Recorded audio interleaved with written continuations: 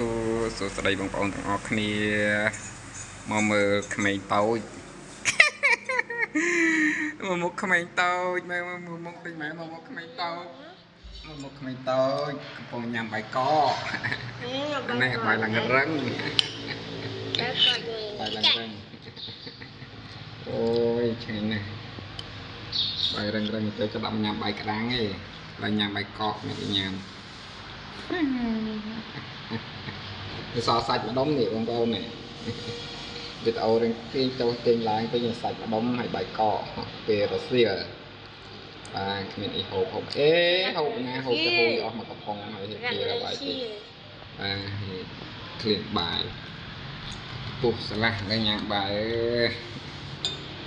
អើយគាត់ចឹងទៅញ៉ាំបាយខ្ញុំមកទៅទៀតបាយ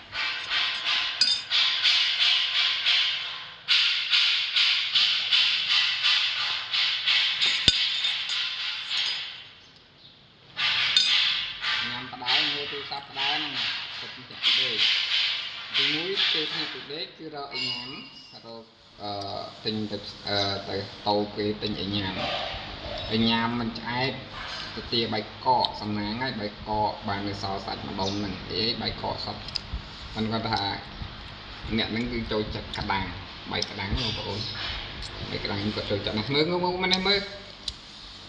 មើលថ្មិញមើលថ្មិញ